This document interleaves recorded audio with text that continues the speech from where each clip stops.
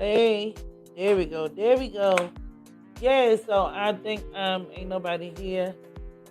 My first part, but I want to give a shout out to my new subscribers. I have two new subscribers, and their name is Dear Manning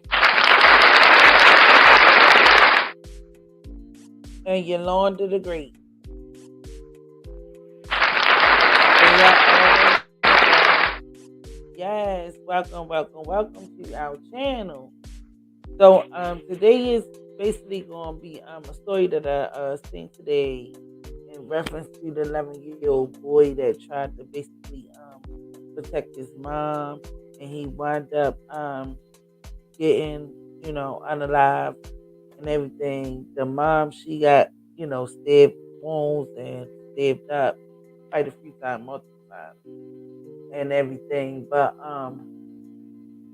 I just hope that this right here should change a lot of these laws and stuff, because that guy that they let out, he was on parole, first of all. And basically from the whole beginning he shouldn't even been out. And then he already attacked her before, and I just found out that she was with child, she was pregnant. I didn't even know that part. And at the same time, he unalived her in front of her 5-year-old child also. The 11-year-old, and he tried to save her to unalive her, but you know, she survived and everything, but the 11-year-old didn't. So I mean, like, sometimes I think they need to look at these laws with this domestic violence stuff, because this stuff is getting real serious. It's just a lot of this domestic, and then they be letting people home. They okay. I mean, I'm gonna play the news clip, but basically he didn't do his full sentence. He was still out on parole, and if I'm not mistaken, he had like a home monitor on and all of this stuff, and he still managed to do all of this stuff to this young lady. And not only that, this is another thing too that we need to stay focused on, because we have a lot of stories about this. And not even only that, sometimes they let these people out of jail, and they don't even warn you or let you know that so and so is coming home, and this, that, and the third, and this, that, and the third, so you can at least be like, have your heads up, or you can, what I'm saying, you can be on point, basically, so you can know what to look for at the end of the day. Just give a person a head up or something. And I mean, this is just happening so much. This is not the first time. This is not the first city that it happened.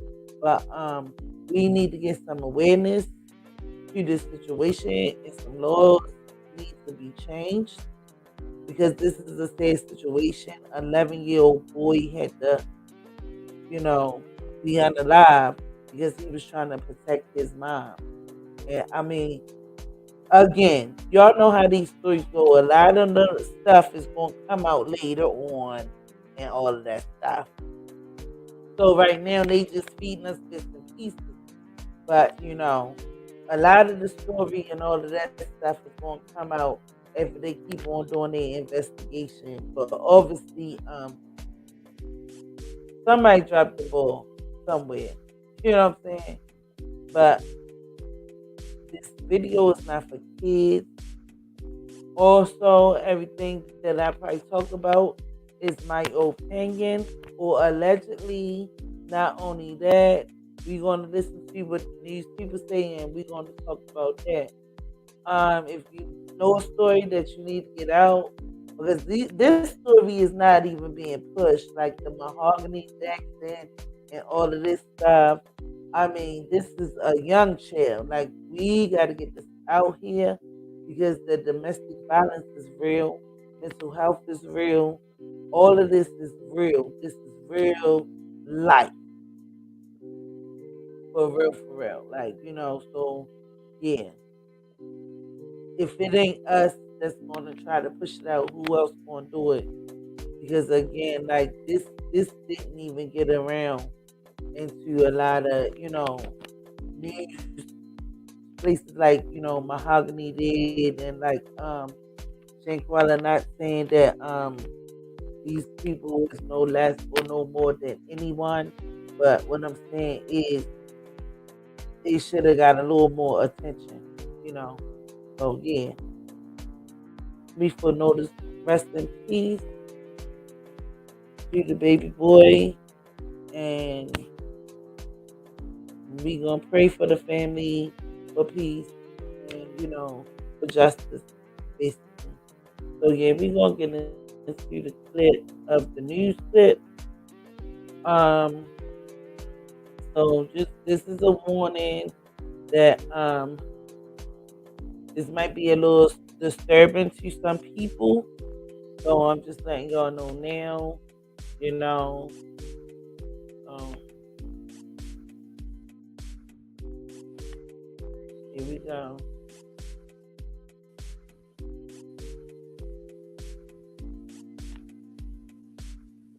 I might stop it in the middle of some of the things. About the death of an 11-year-old boy. His school community is grieving. They released balloons in his honor. Let's take that live picture from Chicago Police Headquarters. Again, we do expect that update right now. Here we are. Let's listen in. Good morning. Superintendent Larry Snelling. This morning, we're here to address a tragic incident that took the life of an 11-year-old child and a mother who was brutally attacked in an incident that should have never happened. Before I get into what occurred, I'd like to introduce some of the members who are standing here with me today. I'd like to introduce Chief of Detectives Antoinette City, Deputy Chief of Detectives Kevin Bruno, Area 3 Detective Commander Rodney Hill, the 20th District Commander Jimmy Bear. We have Cook County State Attorney and 40th Ward Alderman Andre Baskin. Thank you for being here. Thank you for standing with us on this day where we have to report out something tragic.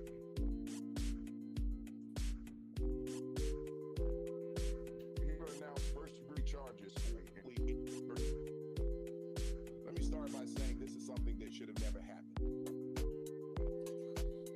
This offender, who I will not dignify by naming, was just paroled from prison the day before he brutally attacked his family.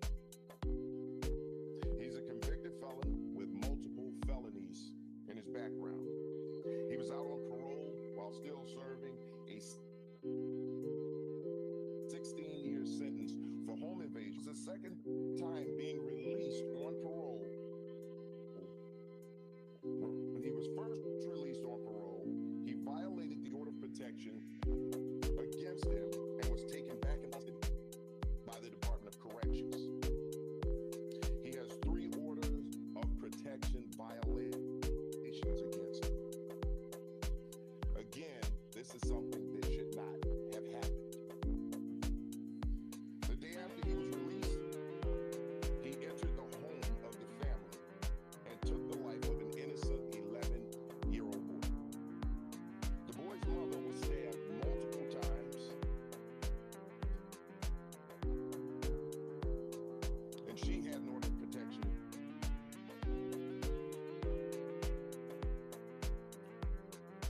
Her 5-year-old son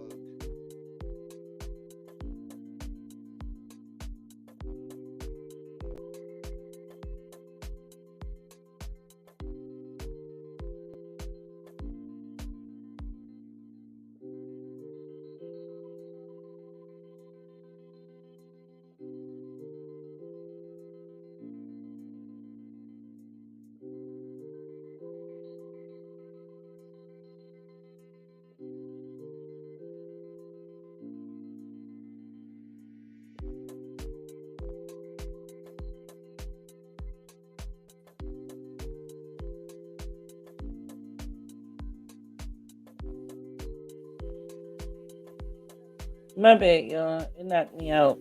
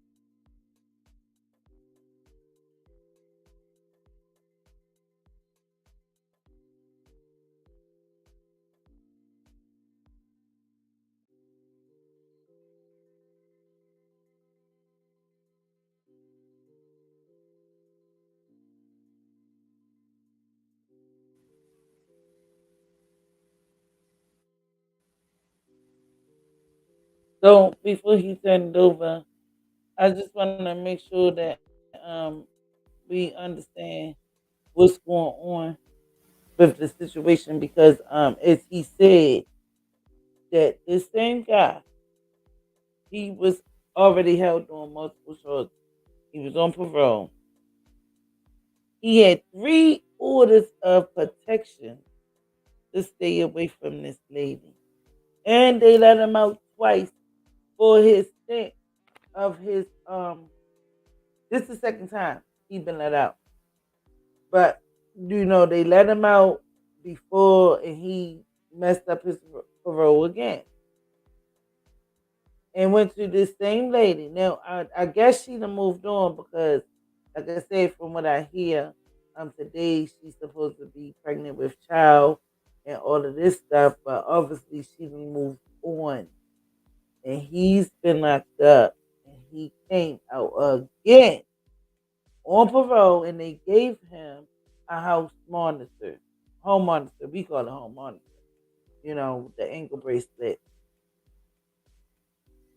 and then you turn around and do the same thing that you was already in trouble for from the whole beginning. And this is why some of these laws need to be changed because these people do not get it. Once he did it the first time, it's a wrap. Or even still, when he was on his way home, they should have moved that girl or warned her. I'm not sure if they warned her or not. See, a lot of the story haven't been coming out yet because this is like, kind of a new story. But everything is going to come out eventually. You already know. But right now they still doing investigation and all of that stuff. But this is this is this is absurd. Like I mean, I can't even imagine. You know, this is just this is very heartbreaking. Very heartbreaking. And now our 11-year-old son trying to protect his mom. Now he's hurt. Well, now he's unalive. You know, in front of a 5-year-old, and allegedly she's supposed to be pregnant right now. Like this is a sad story because at the end of the day, they dropped the ball. How the like it seems like they always let the wrong people out at the wrong time. Like I'm not understanding what's going on. Like this is just too much. What Superintendent Snelling just said. And then y'all know not only that, sometimes we is brown people, they don't take us real serious with our claims because you do have a lot of women that go down and make peace orders or protection orders and all this stuff. And the same night you done put the order in, the same nigga is in your house. Yes, it does happen sometimes, but in every situation doesn't mean that that's true. You know, I think they shouldn't have let that man out. They dropped the ball on this young lady, and now I mean that again, some laws need to be changed. Even if I'm gonna let this play some more, and then I'm gonna talk to them later. It is important right now that we focus on supporting the survivors of this attack and all those affected by this tragedy. Our deepest condolences are with them. The 37-year-old male offender charged with one felony count, one felony count attempted, three felony counts, home invasion with a dangerous weapon, one felony count of armed robbery with a dangerous weapon, one felony count of aggravated domestic battery, one felony count of unlawful use of a weapon by a felon, one felony count of violation of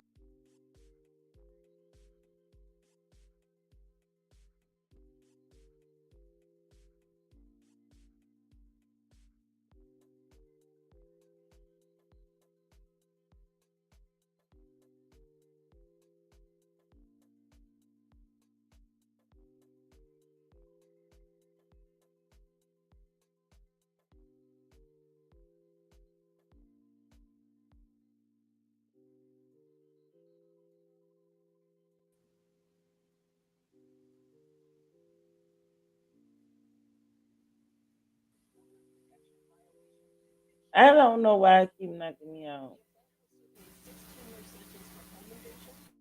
But listen, y'all, I need y'all to listen to this. I'm gonna rewind it back a little bit and just listen.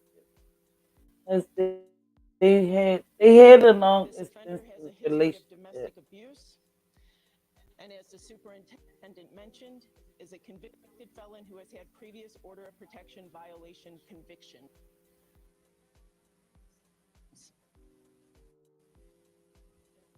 Victim was in a prior relationship with this offender more than 15 years ago. This offender has a history of domestic abuse, and I as the think superintendent mentioned, is a convicted felon who has had previous order of protection violation convictions. The offender was serving a 16-year sentence for home invasion and aggravated assault when he was paroled and placed on electronic monitoring this past October. While he was on parole, he threatened the female victim via text and also showed up at her home. He was sent back to prison in February for this parole violation. now, did y'all hear this? He was let out in October. He was sent back to jail in February for the same violation. How the fuck he end up back in March? January, February, March. Come on now. Come on. Make it make sense to me. How in the world did this happen? In anybody lifetime, like this is like kind of, I ain't gonna say impossible, but somebody messed up. Somebody messed up big time. Because how is he already back out again? That's crazy. The offender was released on parole on March 12th. The day after he was released, he returned to the victim's home where he attacked her and fatally stabbed her 11-year-old son. Her 5-year-old son was also inside the residence but was not injured. Video evidence shows the offender running from the scene with the knife used in the incident. which was later recovered, as well as other belongings. Several individuals were able to provide important information that led to the identification of this offender, who was taken into custody hours after the stabbing. I want to acknowledge the Area 3 detectives who spent the past 2 days investigating and securing charges in this case. I also want to thank every officer who responded to the scene and everyone who assisted in this case.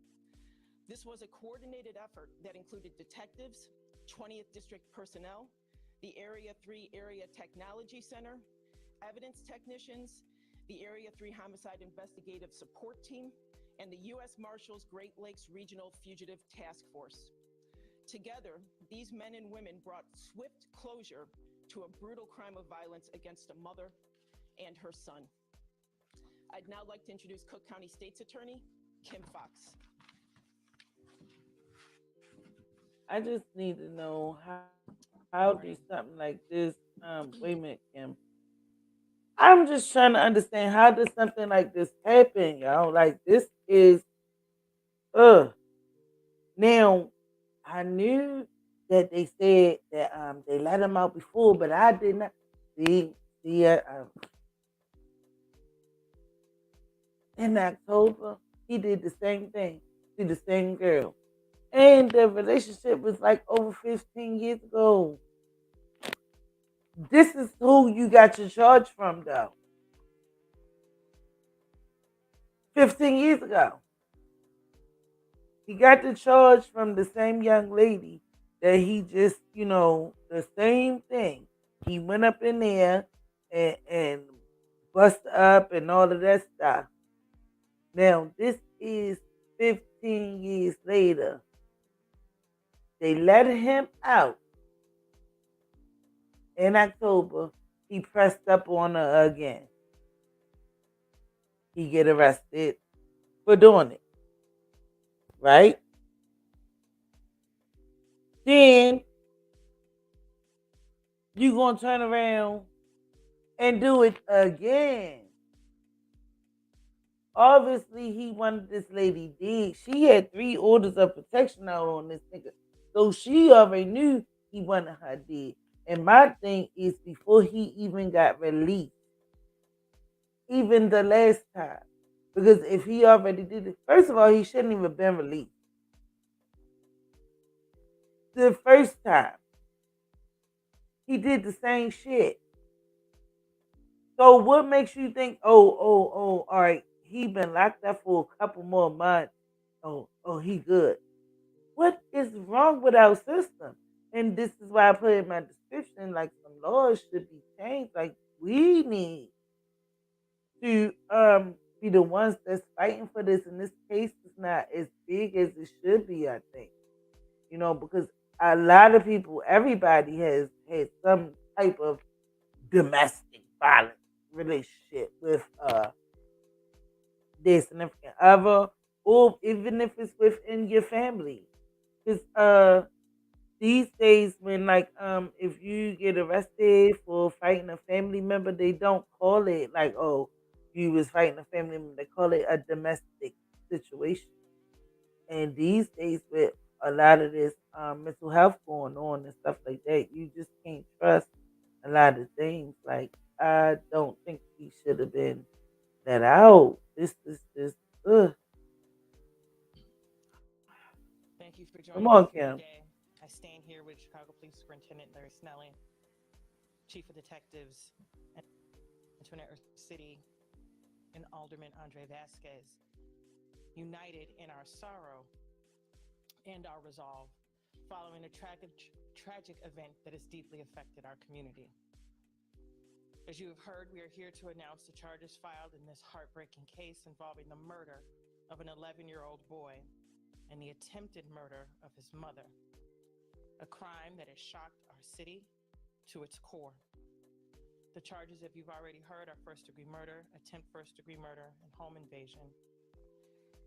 The defendant will appear in first appearance court at 11:30 this morning. The State's Attorney's Office has filed a motion to detain. We believe that he is a threat, as obviously indicated by the horrific nature of this crime, as well as his actions post-parole. This was not just a vicious and violent attack on an 11-year-old boy and his mother. It was an assault on the very fabric of our community, targeting the most vulnerable among us. An innocent child's life was taken as he tried to protect his mother far too soon. And a mother was attacked in what should have been the safest place for her, which was her home. As the superintendent has mentioned, this defendant has a history of domestic violence and had only been recently released from serving a sentence from a prior conviction. The victim had an order of protection against him from previous encounters, and this history paints a disturbing pattern of behavior, which emphasizes the importance of the filing of the charges today. I want to express my deepest condolences to the family and the friends of the victim. The unimaginable pain of losing a child, combined with the trauma of this violent act, is destabilizing. We stand with you in your grief and your quest for justice. I also want to thank, once again, Superintendent Snelling, Chief Rossetti, Alderman Vasquez, the Chicago Police Department, and the Cook County State's Attorney's Office for their collaboration and leadership in getting us to this moment. Their unwavering support and dedication have been crucial. Together, we stand in our commitment to serve and protect our communities. I also want to extend a heartfelt thanks to our dedicated team of prosecutors, investigators, and staff whose tireless efforts have brought us to this point. I want to commend Kim Ward, Jennifer Dillman, and Erica Barnes of our Felony Review Unit for working collaboratively with our partners in law enforcement to bring us to this day. Your commitment to justice in the face of such tragedy is a testament to the strength and the integrity of the good people of the Cook County State's Attorney's Office. Our office is committed to vigorously prosecuting this case. We understand the significance of these charges and do not take this responsibility lightly. We will ensure that the legal process is thorough, fair, and just, and that this defendant is held accountable. As we move forward, let us all remember the life lost and the lives forever changed by this act of violence. Our commitment to justice is unwavering, and we'll do everything within our power to see that justice is served. In closing, I ask for the community's support for this family I'm about to just and for the stop it. victims. And as the superintendent said, I'm just gonna stop it because my whole thing with this case, this could have been a real easy situation because first of all, that man shouldn't have been let back out, and he's talking about somebody being held accountable. What they need to do first is apologize to their family. They need to make a public apology to their family. That man been haunting this girl since 15 years ago. This is why he been locked up for 15 years. And then you let him come home in October. He target her again, right? He get arrested. And then y'all let him back out in March and he target her again. What the fuck is going on? Oh, we gonna prosecute. He gonna nigga. No, y'all did this. And when y'all knew he was coming home, first of all, he already targeted her the last time he got out. So why would y'all think that this girl was safe? Somebody should have put this girl on point or got her out of there with her and her family. Man, this shouldn't have happened. This is why I wanted to talk about it, and this is why awareness need to go out because this shit happened all over the world. When the police and the justice system dropped the ball. That's all. Look, the boy Ray come out, da da da. Get yourself some glizzots or something. Do something like move, or she should have been moved. Come on now. This situation shouldn't have happened. And this is why I be saying like they don't care nothing about us. And this is why stuff like this happened because that man, first of all, he shouldn't even got out. I'm gonna keep on saying that. For what? Now he got murdered for her young son that was trying to protect his mom from an animal, a 15-year-old situation. This is from 15 years ago when he first got locked up. They let him out on parole in October. I don't even know how he wound up coming back out in March. Make it make sense. Oh, all this stuff like this make me mad. You know what I'm saying? Whew. He could have just killed the whole fucking family. He tried to really probably kill her and then her son intervened. And then, it's just a sad situation. But all of this could have been avoided. And this is why I'm so upset and I'm mad because stuff like this shouldn't have happened, you know. But yeah, I'm about to get up out of here. But yeah. Everybody be careful. I mean, people do snap. Like I said, mental health is real.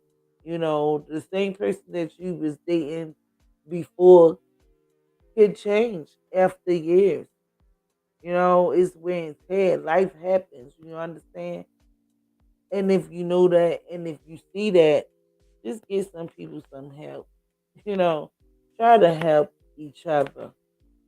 Even if it's family therapy, couples therapy, however. But if you see some differences and all of that stuff, don't wait till it gets too late to get the help for the situation.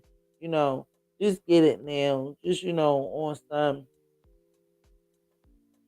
some real. Because this stuff is going on everywhere. You know, but yeah, I'm about to end this live. Make sure y'all hit that like button. Make sure y'all subscribe. I need some new subscribers. I need some subscribers. Run me up, run me up, run me up. Holla at your girl. You already know, baby. I'm here. I'm here. I'm here. Yeah. But yeah, at the end of the day, it's real out here. And everybody, stay safe. Love one another. And stay prayed up. I'm trying to say.